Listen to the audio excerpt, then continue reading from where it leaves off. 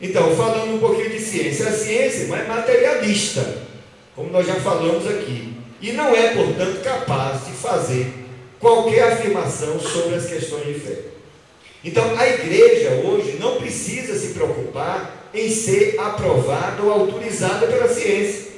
Nós já temos a autorização, temos a autoridade no nome de Jesus. Então, nós não temos que viver à procura de um diálogo, quando esse diálogo ele vem no sentido de tentar ratificar ou autorizar a nossa fé. E nós não devemos aceitar isso, porque isso é um elemento que eu encaro como um elemento maligno, né? Se a igreja ela se dobra a isso, vai acontecer um novo fenômeno. Antes se tentava juntar o cristianismo com o platonismo, etc, etc. Agora pode ser cristianismo misturado com essa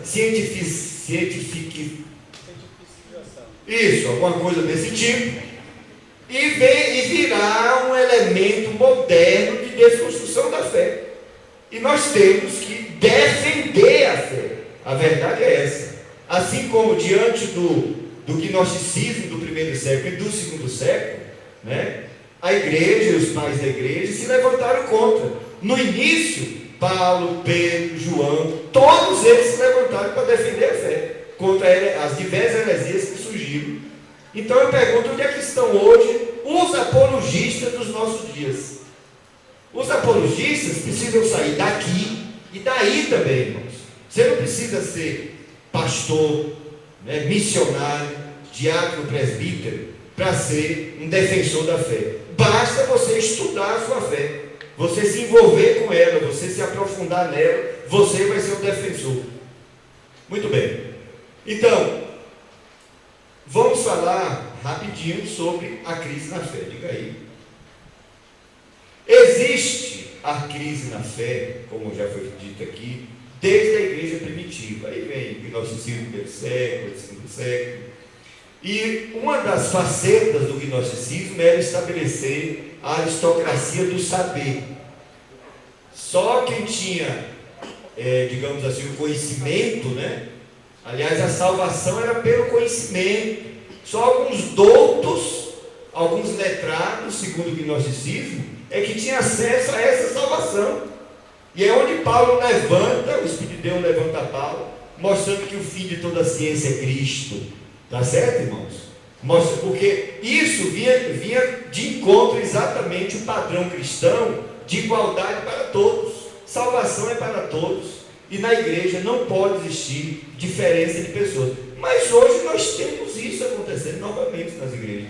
Tem até lugares especiais para pessoas especiais. Tem igrejas que uma família rica manda na igreja, que o dízimo dela é alto. Então você vê que esses elementos continuam acontecendo. E a gente encara isso como a coisa mais normal do mundo. Não é normal. Isso faz parte de um processo, faz parte de um projeto maligno de desconstrução da fé. A nossa guerra é contra o inferno, e o inferno trabalha 24 horas. 24 horas, irmãos. O inferno procura cada dia mais se especializar, né, se sofisticar, mas o objetivo dele é destruir essa fé, porque se existe uma instituição que pode salvar, né, a humanidade, o nome da instituição chama-se Igreja Corpo de Cristo. Não é Igreja Assembleia de Deus, não é Igreja Batista, é Igreja Corpo de Cristo. É ela que ganha, que resgata as pessoas das garras de Satanás. E é o alvo dele, porque o mundo já é maligno, o mundo já está marchando. Satanás tem uma ascendência sobre os filhos das trevas, tá? E por conta disso ele já domina lá. Agora ele quer fazer a igreja ser inoperante. Como é que ele faz a igreja ser inoperante? Desconstruindo a sua fé, destruindo a sua fé. Porque uma igreja que não tem fé é uma igreja que vai viver fora do padrão, fora da sintonia com o Santo Espírito de Deus. Portanto, ela não vai cumprir os ideais de Cristo aqui. Então esse é o grande objetivo, a desconstrução. Então, os santos apóstolos saíram em defesa da fé. Mais tarde a igreja caiu da graça, envolveu-se com Mamon e com a glória desse mundo. A igreja católica do passado cometeu erros, a de hoje também. Os protestantes também cometeram erros, E se nós formos olhar na história, a gente vai ver muitos erros que a igreja protestante cometeu, até hoje está cometendo no nosso nariz. A imprensa está mostrando aí. A prática infame dessa instituição deu legalidade, né, para os demônios invadirem o continente europeu. Tá certo, irmãos? Ele encontra lá a porta do pecado. A porta do pecado abriu. A igreja que era a defensora da fé, a igreja que era a instituição que as portas do inferno não prevalecem contra ela, ela recuou, envolveu-se com o pecado, aí o maligno teve a legalidade essencial e tomou conta do continente, irmãos. É isso que aconteceu lá. E é isso que está acontecendo aqui. Sabe o que é que desautoriza a igreja? O que desautoriza a igreja, amados, não é a ciência, não é a autoridade da ciência que nos ameaça, não. O que desautoriza a igreja e a minha vida pessoal e a sua vida pessoal chama-se pecado. Toda vez que a igreja peca, como instituição, pecado coletivo, vamos dizer, ou pecado pessoal, a gente dá a oportunidade do maligno avançar no nosso terreno. É exatamente isso que aconteceu na história. Por que a gente teve essa situação e tem um continente agora com a fé praticamente destruída? Porque a igreja foi construindo e se envolvendo com pecados. Pecados que alguns até hoje defendem. Até hoje o que o Papa escreve é considerado Bíblia. Entendeu? Até hoje as heresias continuam. E a igreja protestante continua reproduzindo muitos pecados. Reproduz em muitos casos a injustiça social dentro da própria igreja. Isso é pecado. E pecado coletivo. E nós batemos palmas e aceitamos muitas coisas que nós mesmos fazemos, tá? Sem saber que estamos, até sabendo, né? Mas muito sem saber que estamos cometendo pecado coletivo. E Deus cobra isso.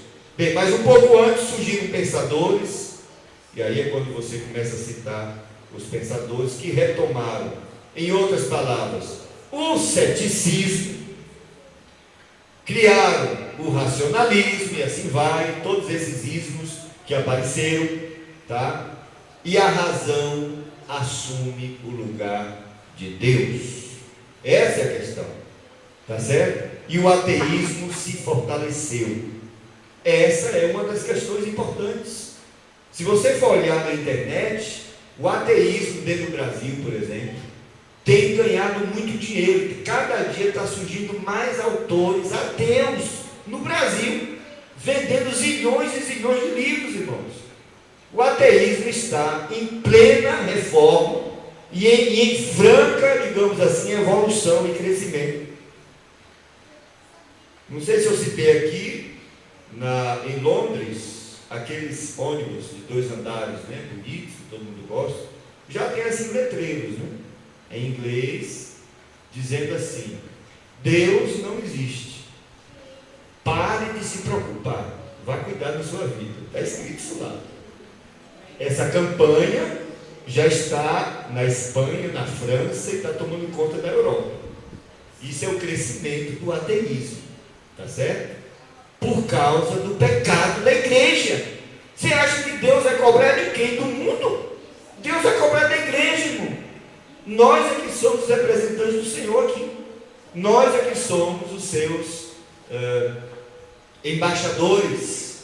Nós é que recebemos a responsabilidade da palavra da reconciliação. Deus vai cobrar de mim.